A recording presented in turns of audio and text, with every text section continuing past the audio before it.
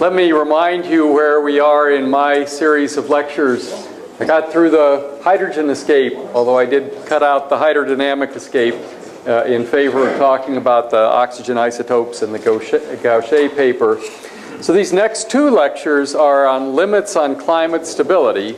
And the first one is the runaway greenhouse on Venus, which I've already talked about a little bit, and I'll show you some of those same slides again, but we didn't do the whole story. And why are we interested in that? It's because that's the same problem. Figuring out Venus is the same problem as figuring out the inner edge of the habitable zone around the sun. And then the second talk, which is tomorrow morning, is on Mars and trying to figure out what the climate was like on early Mars. And that's equivalent to finding the outer edge of the habitable zone around the sun. So both of these talks are really habitable zone talks, but you know, Venus, Earth, Mars, that's most of what we know about planetary habitability comes from the fact that Venus is not habitable and Mars is not habitable and Earth is. And so we can learn a lot from that.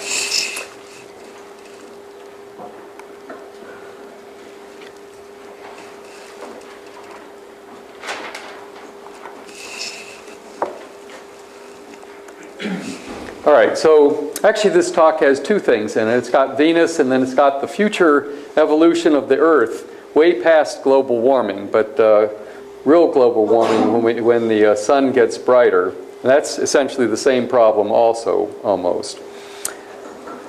Let's think about Venus first. This is a picture that's taken in the ultraviolet. If you look at Venus in the visible, it's not very interesting. You just see a big white object. It does have phases, and that was important for Galileo because that's how he showed that the planets were going around the sun.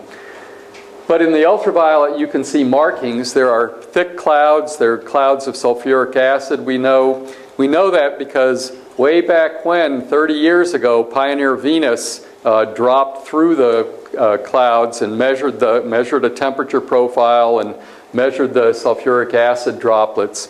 So we know quite a bit about Venus from that. There's almost no water vapor. That was measured by Pioneer Venus. It's about 10 to the minus 5 times the water vapor on Earth. Pioneer Venus measured it. It's been measured better since then from ground-based spectroscopy on Earth. We probably don't need the lights all the way out on mine. Something's happening with the screen. Oh, that's we do need the screen. Maybe we could have the lights a little bit on. I don't have too many pictures in this one.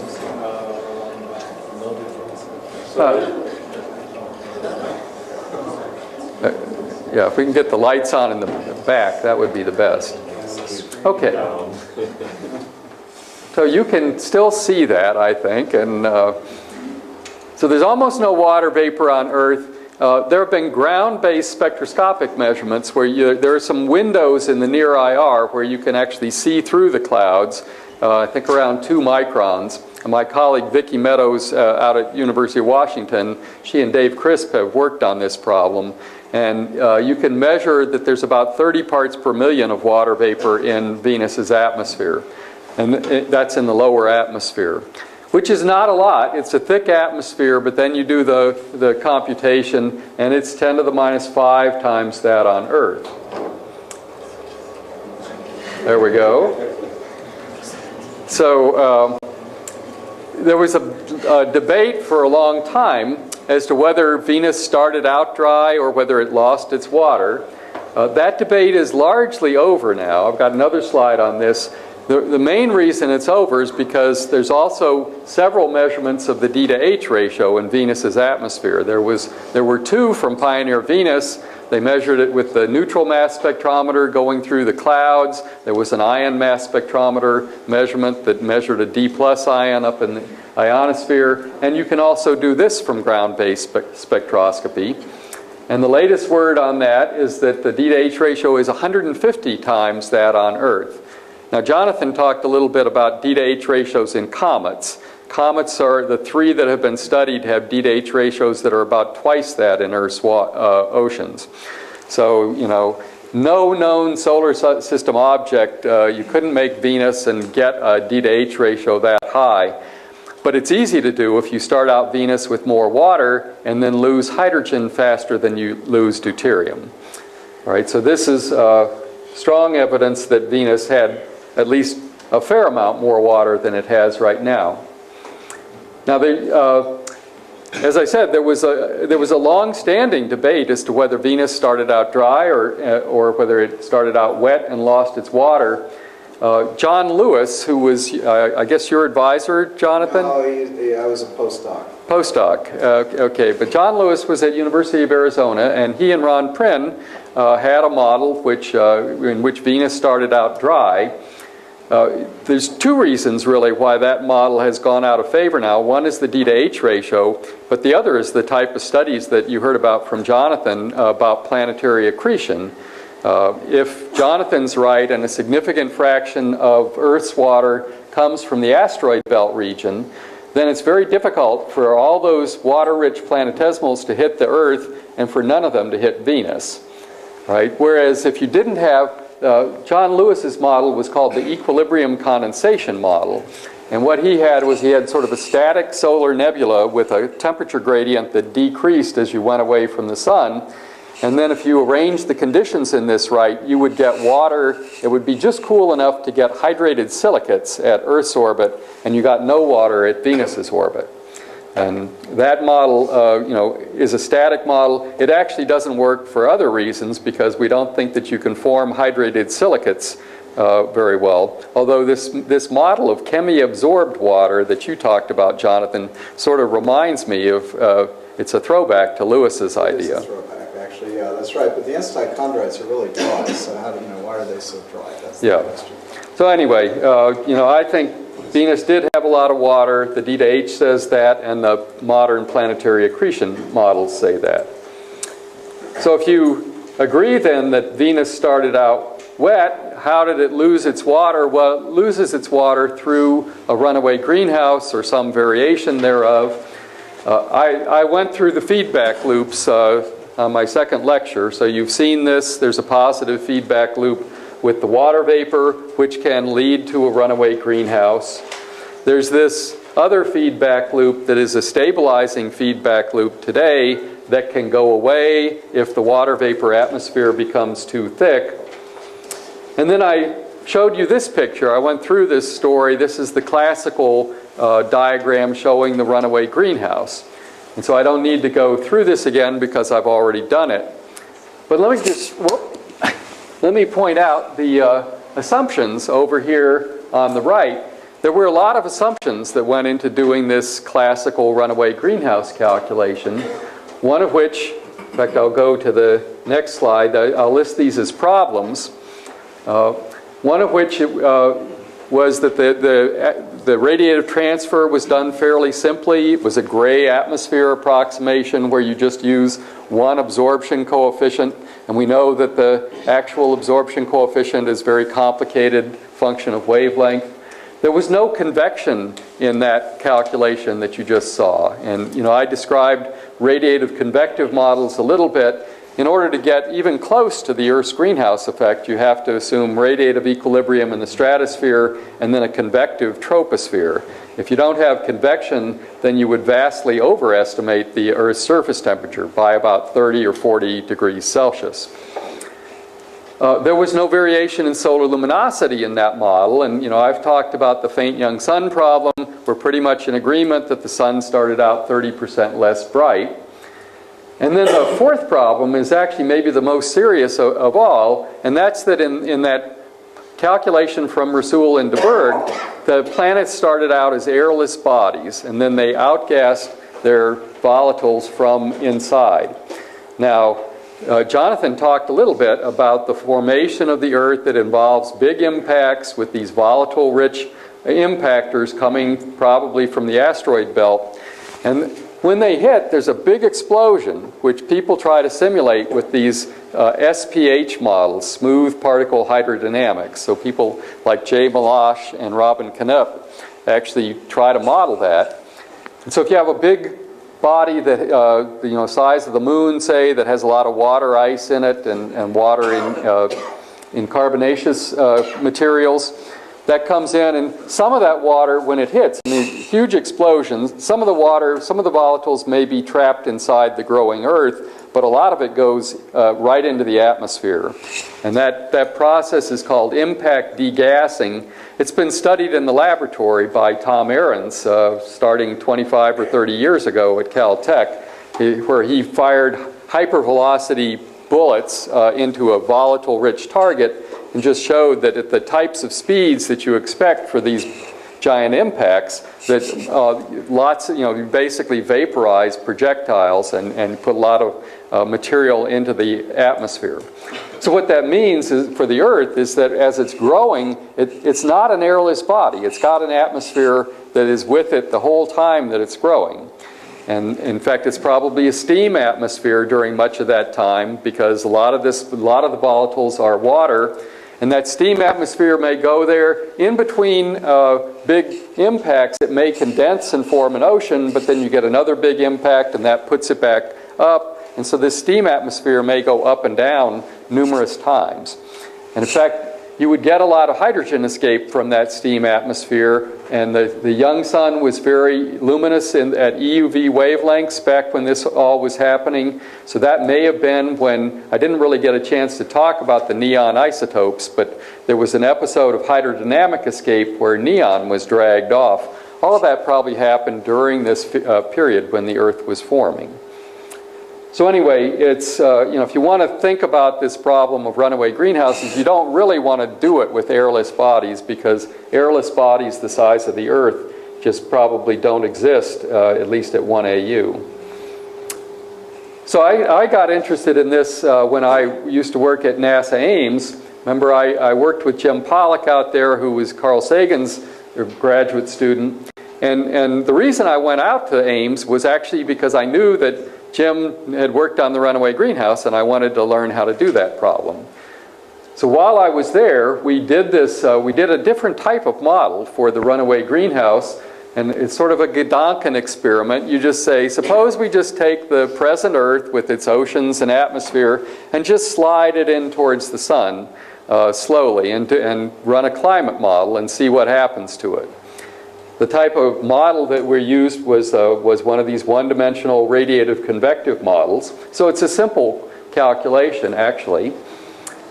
Let's think first of all, and the way this was done, the runaway greenhouse tends to run away, so you have to stabilize it some way. And the way we did it actually was by just taking this 1D climate model and gradually increasing the surface temperature. And then, as I'll show in a moment, we then calculated how far the planet was from the sun. But basically, the climate calculation was just running the Earth's surface temperature up to very high values and seeing what happens, assuming that you've got an ocean at the surface. Well, the first thing you can expect is that as you make it warmer, you're going to vaporize more water. The water vapor will basically follow the saturation vapor pressure curve. So as surface temperature goes up in this model, the H2O partial pressure in bars on this scale goes up, just following the Clausius-Clapeyron equation.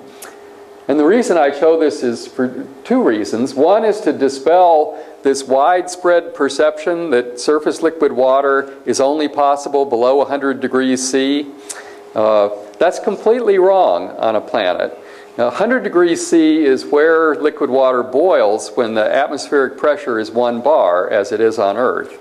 If you just go up on one of these Alps around here, then water will boil at a lower temperature because the background pressure is lower.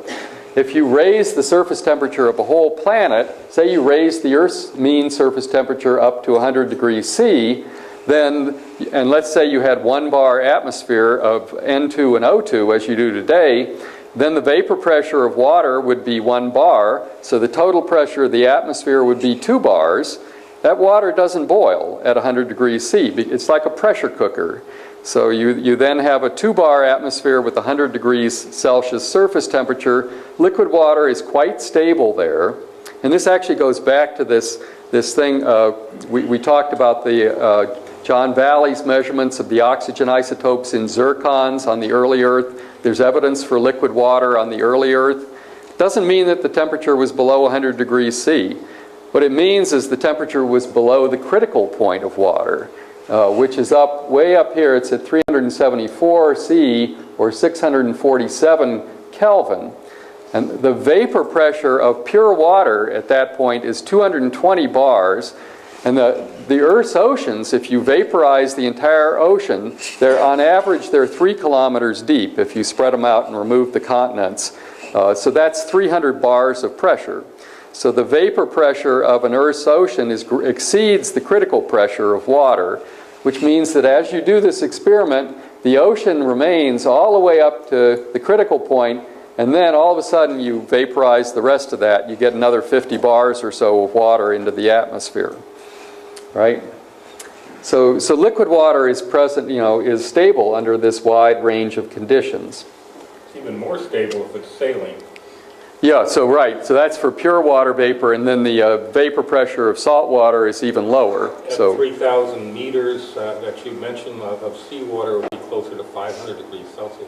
Yeah, so that will just, it doesn't change qualitatively what I said. It was easy for us to do this calculation. There's a really good equation of state for pure water, which we needed in the calculations. And once it gets into the atmosphere, it's pure because the salt would stay behind. And what you actually would be left with is this very briny ocean, which would stay there till really high temperatures. All right, well, what does the atmosphere look like? Very simple model. You get convection in the lower atmosphere, and then we just assumed an isothermal stratosphere. Turns out it doesn't matter much up there. All the activity is down in the troposphere. So how would the convection work? Well, it would follow a moist adiabat down in the troposphere. I described moist adiabats the other day. An adiabat is just if you raise an air parcel without allowing it to exchange energy with its surroundings, then it cools adiabatically because it's doing work against gravity, or equivalently it's expanding. The moist adiabat, you just have water vapor in it, and that water vapor condenses out as you go up. So you get a profile that actually, that's the profile in the tropics on Earth today. It's very close to moist adiabatic. Now if you get up above the critical point where the ocean disappears, then there's no longer any condensation in the lower atmosphere.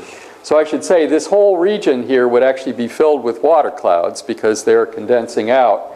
Once you're above the critical point, then you get a dry adiabat near the surface and the moist adiabat up higher, so you would get water clouds in the upper troposphere, but not near the surface. That's in what we call the runaway greenhouse phase because there's no liquid water left. This one we call the moist greenhouse because it can get very hot, but you've still got liquid water down at the surface of the planet. All right, well, this is actually the guts of what happens if you then take this one-dimensional model and look at the temperature structure and the water vapor structure in the atmosphere. This is what you get. So if we look over here, this is temperature versus altitude for different surface temperatures.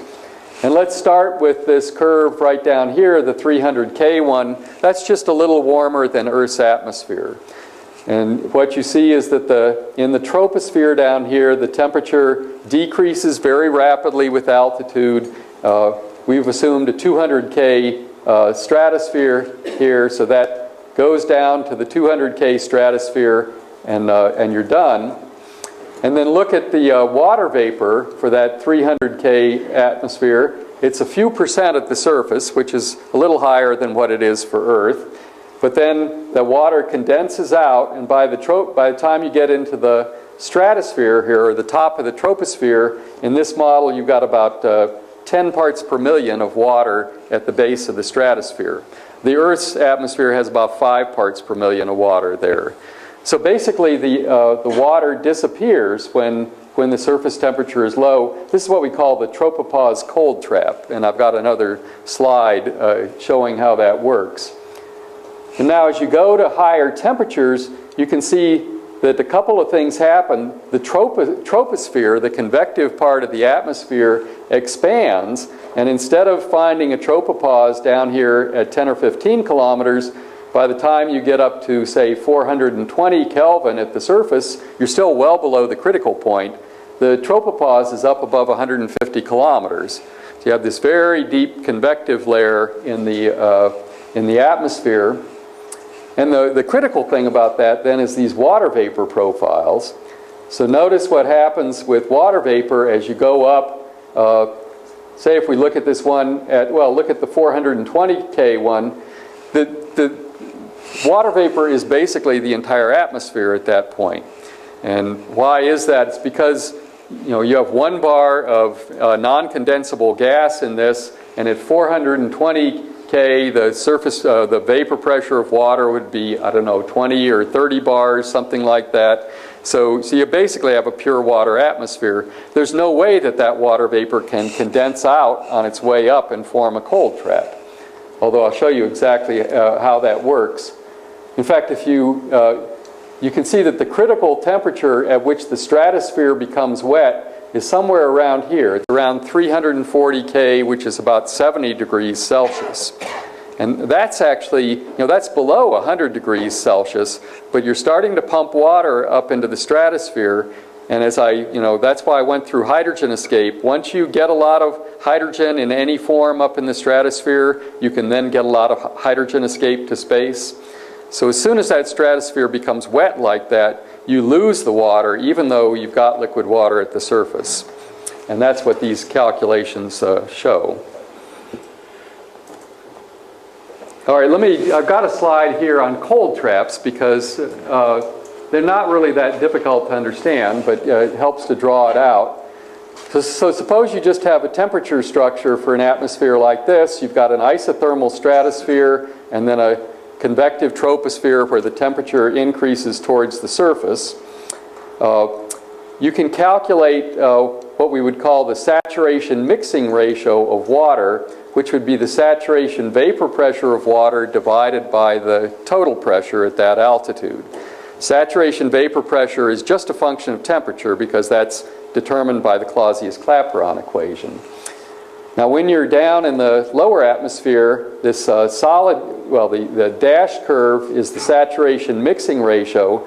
That decreases as you go up because you're going down this temperature gradient. It's getting colder, and the Clausius-Clapeyron equation, or the vapor pressure, is a very strong function of temperature, so that the water disappears as you go up towards the top of the troposphere.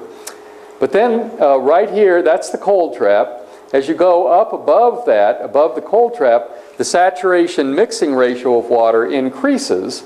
And why is that? It's because Psat, the saturation vapor pressure, is only a function of temperature. And we've got an isothermal stratosphere, so Psat is constant up there. But the pressure is decreasing according to the barometric law as you go up. So the saturation mixing ratio increases as you go up. And this minimum right there, which is at about 10 or 12 kilometers in the present atmosphere, is what we call the cold trap. It's called the cold trap because this comes from experimental chemistry. If you're trying to do some experiment and you've got a flask and you want to get the water vapor out of it, you're feeding some line in, then you run the feed-in line through a cold trap and you condense out the water. The atmosphere has its own cold trap, which is at the tropopause.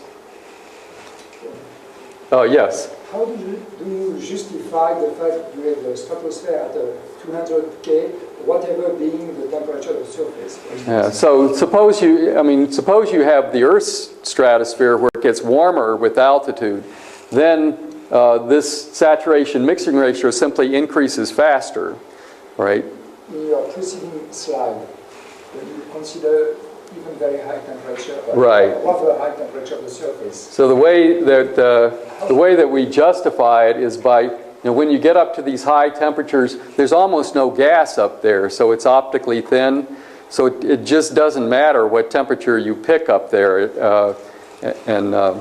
We did sensitivity experiments in this where we varied it by 30 degrees in either direction.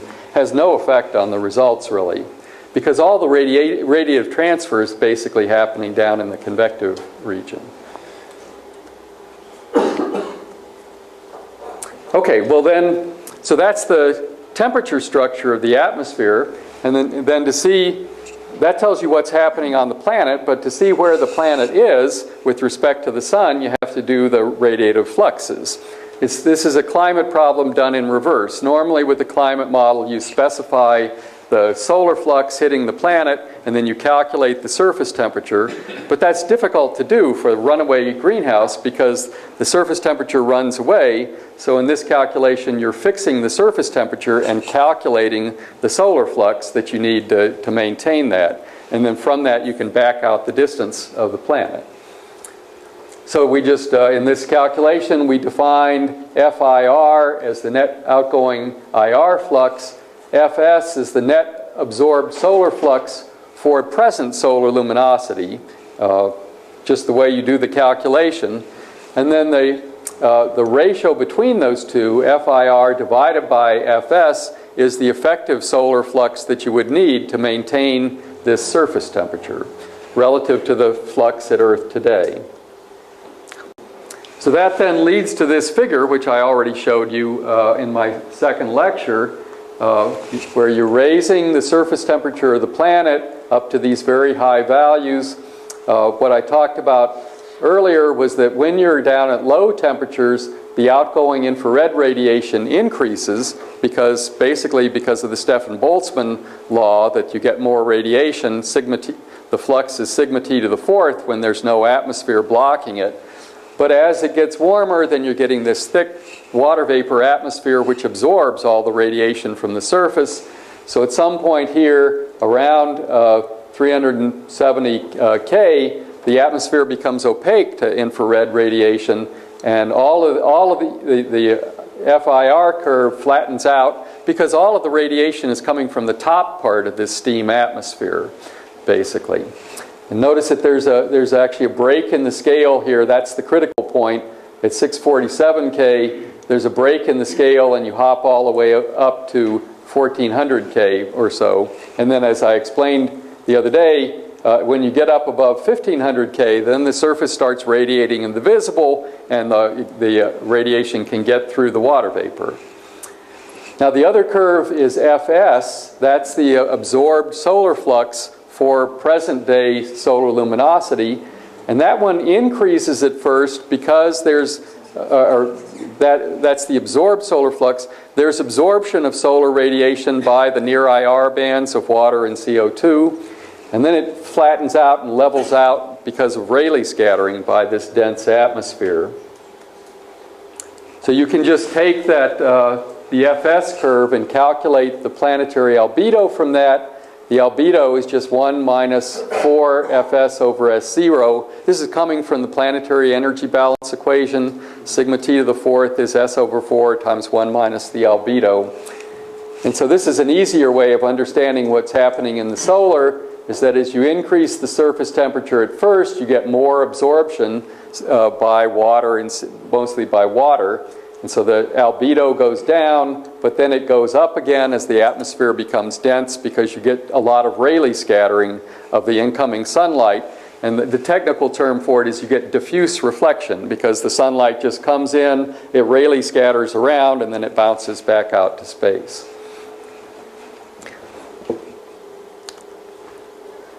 And I don't really need to go through this slide here because I already talked about that several times. This feedback breaks down when the outgoing IR flux flattens out, so that's the thing that stabilizes the Earth's climate today. And when that breaks down, then the climate can run away. So the bottom line of this calculation is right here.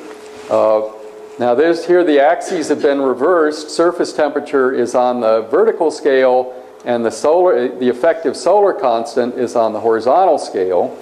And so this, and of course the solar constant is related to the planetary distance by the inverse square law. So you can basically, this is how you figure out where the inner edge of the habitable zone is. Let's look at the solid curve first. That's surface temperature. And here's the present Earth. It's at a solar flux of 1. And the surface temperature is just a little below 300 K.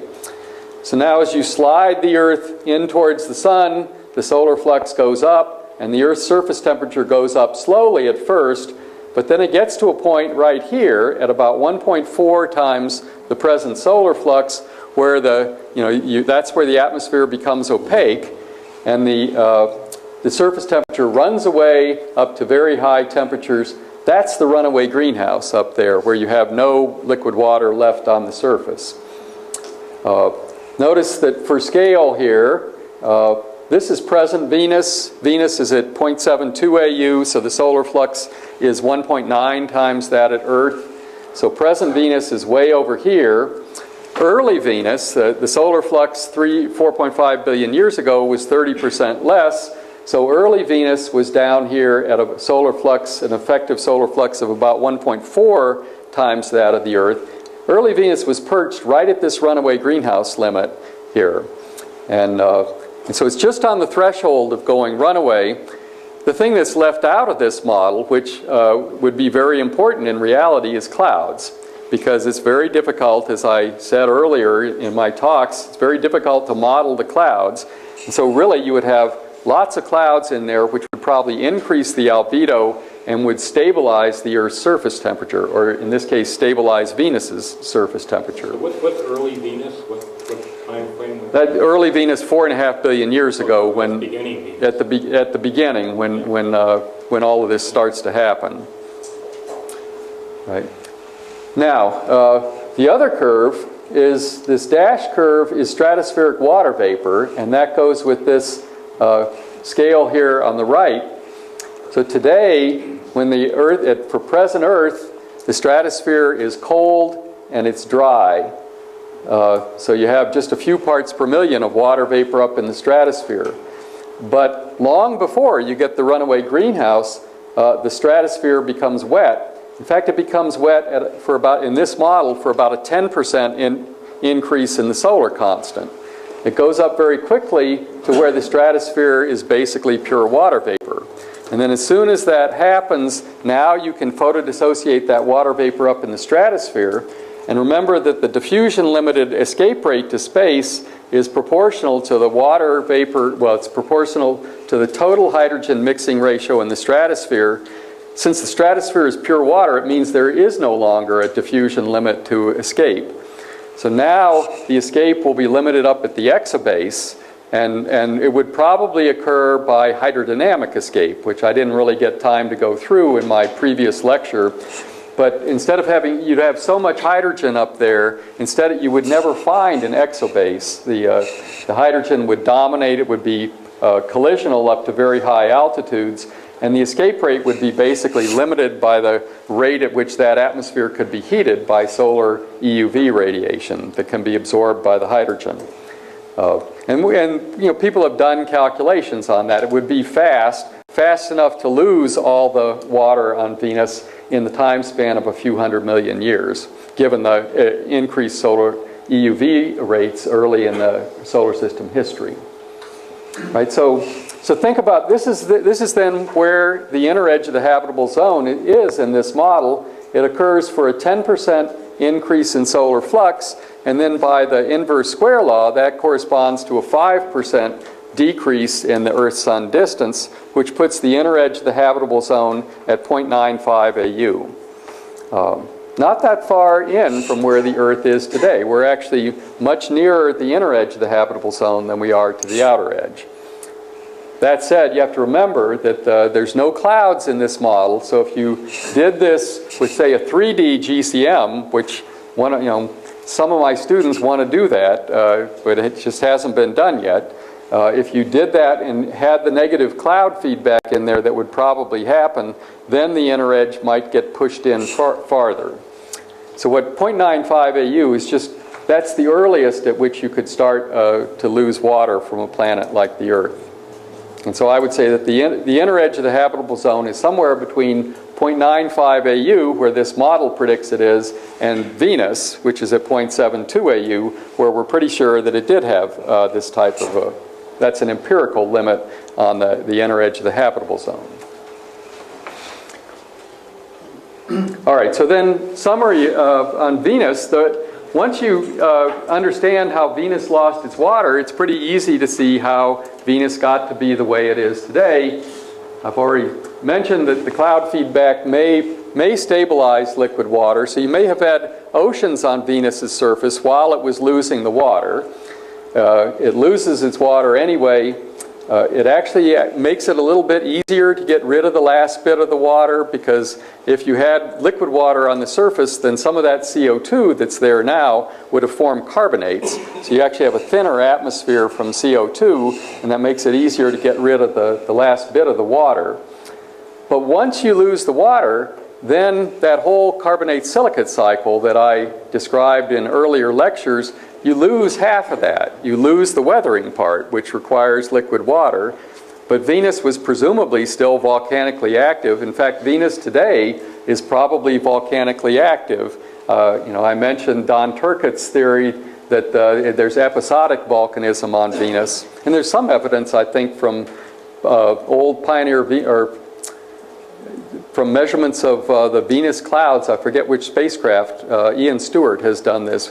He would claim that there's volcanism going on Venus today, where SO2 is getting injected into the atmosphere.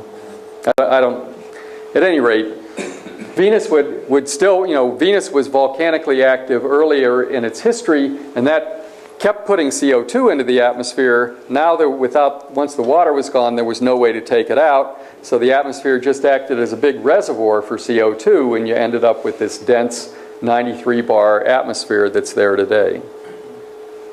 Right? And SO2 as well. So Venus has 150 parts per million of SO2. In Earth's atmosphere, there's only about 1 part per billion of SO2, because that SO2 gets oxidized, it forms sulfate, and gets dissolved in the oceans. So once you lose your water, then it's very easy to understand how you end up with a Venus-like atmosphere. And let me pause there then, because that's the end of the Venus part of this talk. Can I ask a really stupid question that's always bothered me? Yeah. Okay.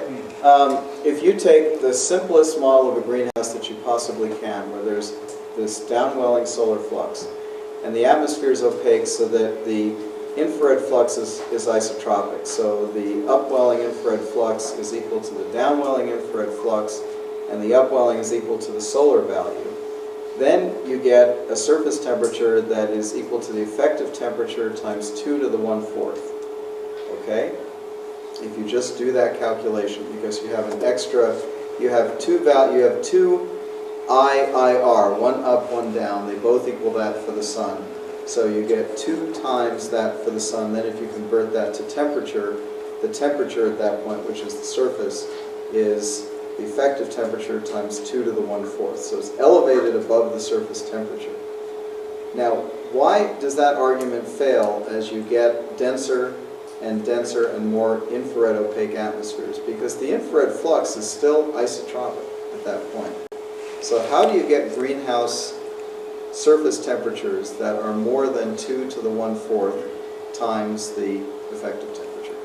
Well, think of Venus today. This was a big mystery. I know it happens with Venus today, right? The effective temperature for Venus is 220 Kelvin. It's colder than the Earth. And it's 700. And the surface temperature is 730 Kelvin. Right. So there's this huge greenhouse effect. Right. What makes it work is that something on Venus today, about 2% of the sunlight makes it through those clouds, and it's absorbed at the surface. And then there's no way for that to get out without it can't get out by radiation because it's very opaque. So it has to get out by convection. And in order to convect, it has to be unstable against convection. So in Venus's case, the lapse rate has to exceed the dry adiabat, which means that the surface temperature has to be high enough that you get a dry adiabatic lapse rate that can then convect that 2% of the sunlight up from the surface. As long as you're getting some sunlight down to that level. Yeah. When you stop and you get nothing, it has to become Right. isothermal. So in these models that I just showed you, there is some sunlight getting through there down to the surface. Remember, these models are cloud-free, Yeah. so there's actually a lot of sunlight getting down to the surface in our model. Of course, in the stellar atmosphere model, the energy source is at the bottom, so you can make it as hot as you want because the energy is always at the bottom. So, just increase the optical depth to any limit you like. And of course, Yeah. you're running along an adiabat. Yeah. But So planetary atmosphere is always heated by the sun, and if you don't get any sunlight down to the surface, you don't get a greenhouse effect. It's isothermal at the point at which Right. high solar is equal You know, to it's, zero. you can think of analogy with Titan too. You just showed Titan has a small greenhouse effect. It's because some of that sunlight does get through the haze, but there's a lot of the sunlight on Titan is absorbed up in the haze, and if it was all absorbed up there, then you would not get a greenhouse effect below it. You'd get isothermal. But it's not as strong an effect as 2 to the 1/4 times the effective temperature. Right. So, I mean, the bottom line is thick atmospheres will give you huge greenhouse effects if you get sunlight down to the surface. Yes, Elaine. What prevents you from, well, you and your student to use general prediction, general climate system, 3D one, and so with cloud, and try to apply to this kind, because the code exists, people are plenty of them. They exist, but you have to modify the physics in it. So first you need a radiative transfer code that will work for these dense steam atmospheres. And then you need to treat water vapor as a major constituent. So in basically all of the terrestrial GCMs, they assume that water vapor is a minor constituent. And then when you calculate these moist adiabats, for instance, they don't include all the terms. Right? So you have to rewrite the equation of state for water vapor, and there's nothing conceptually difficult about doing it. It just takes a lot of work to, but there are students now who are, in fact, Colin Goldblatt, who was a postdoc at University of Washington, is planning to, he's going to do it in 1D, and I'm hoping to work with Pierre Humbert and do this in 3D. So that's what needs to be done next, because that's the only way then to get the cloud feedback in and try to estimate what that might be. Yes?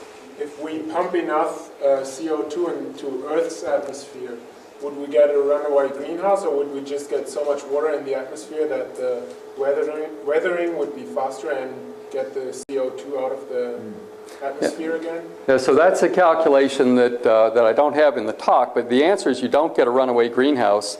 You can, Tom Ackerman and I wrote a paper on this back in 1986. You can pump up the Earth's CO2 level to 100 bars, just like Venus, and the surface temperature goes up to about 500 K, but the liquid water is still there, and the stratosphere is still dry. So Earth's atmosphere is sort of absolutely stable to increases in CO2. And why is that? That's because there's two things. When you increase the CO2, you're increasing the greenhouse effect, but CO2 is a very good Rayleigh scatterer of radiation, so you're also increasing the Earth's albedo. This is part of the outer edge calculation too. And so what happens in that calculation is that the albedo increases faster than the greenhouse effect once you get up to dense atmospheres, and so the Earth is stable against that. So maybe I'll stick that slide in for next time. Okay, so I've got a few minutes left. So let's do something fun. The sun continues to get brighter with time, and you know, the faint young sun problem was in the past, but the bright young sun problem is our problem for the future. Bright old sun. The bright old sun, yes, thank you. The sun is getting brighter 1% every 100 million years. And you know, I just showed you that a 10% increase in the solar flux would, in that model, cause the oceans to be lost. So, you know, the simple answer would be that in about 1 billion years from now, that model would predict that the Earth's oceans could be lost by photolysis and hydrogen escape. Now, if you go one step beyond that, as you increase the Earth's surface temperature, the carbonate silicate cycle runs faster, and so the CO2 level gets drawn down by increased silicate weathering. This is a calculation then that Ken Caldera did when he was a postdoc at Penn State, and we looked at solar luminosity going into the future. In billions of years from now, the sun gets brighter 1% every 100 million years. And then Ken had coupled a little model of the carbonate silicate cycle in there and calculated the CO2 level.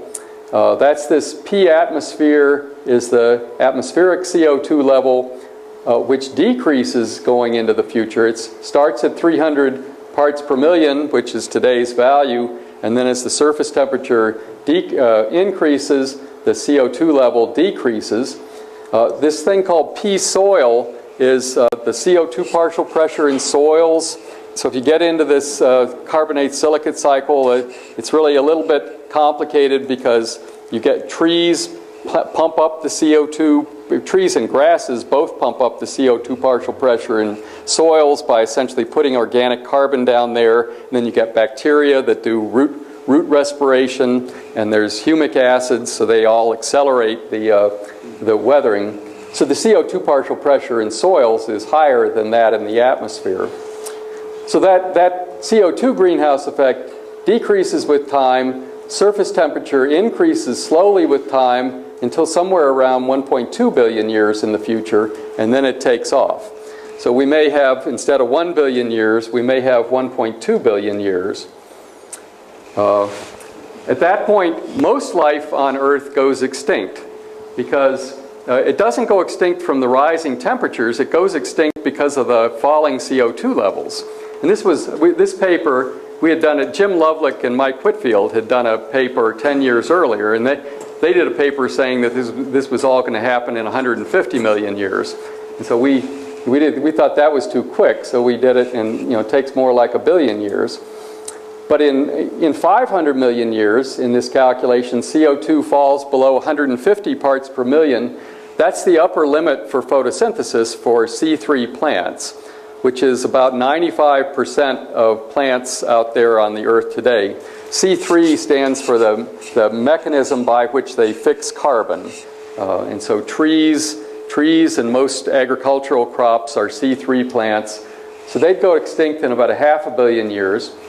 There are other plants called C4 plants which can photosynthesize down to much lower CO2 levels. In fact, C4 plants only evolved, I think, in the last 15 million years. Well, like cacti and some of the others. Cacti, many tropical grasses, and then 2 agricultural crops, corn and sugarcane, which are basically overgrown tropical grasses. So these C4 plants evolved within the last 15 million years or so, probably because atmospheric CO2 has been falling. And in fact, at glacial maximum, CO2 gets down to 200 parts per million, which is perilously close to the lower limit for C3 photosynthesis. So anyway, these C4 plants would survive until 900 million years, and then finally by 1.2 billion years, then the stratosphere becomes wet, and at that point, things really do go haywire very quickly because you lose the water, and just about everything becomes extinct.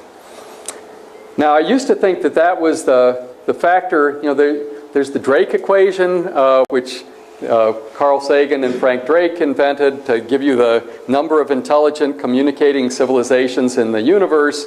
The last factor in the Drake equation is L, the lifetime of a technical civilization. And so I used to think that the Earth would, end its habitable lifetime 1 billion years in the future because of exactly this process.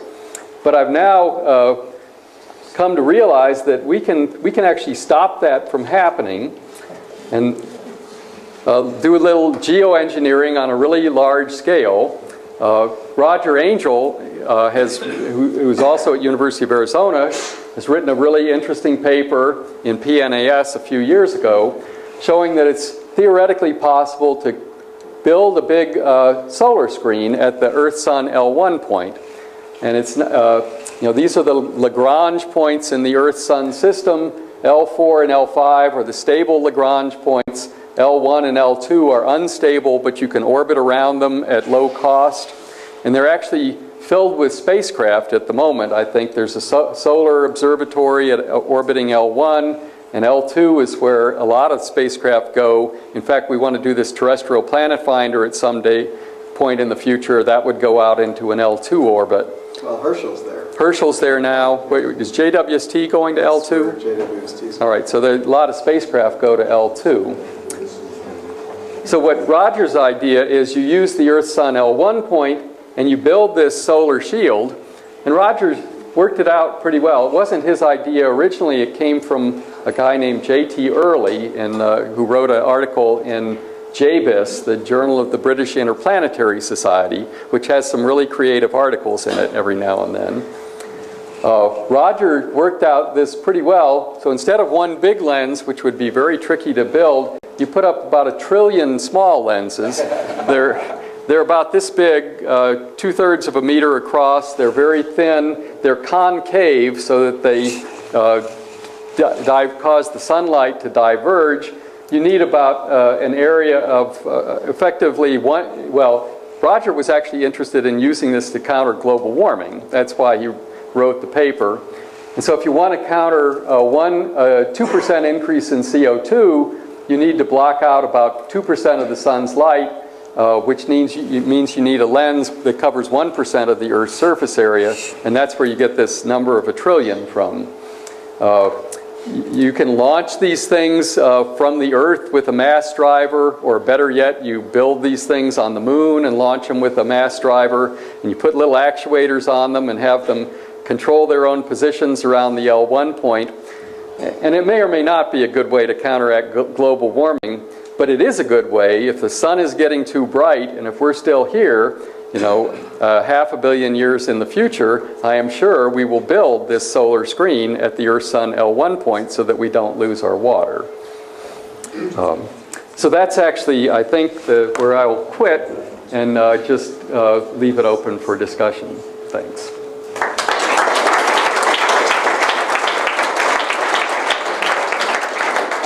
Yes? Wouldn't it be easier to cover a significant fraction of the Earth with mirrors?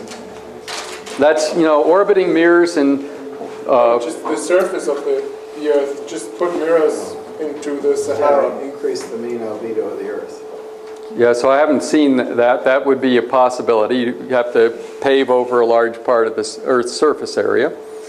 It's difficult because most of the Earth is ocean, so you'd have to put the mirrors in the ocean, and they might or might not survive.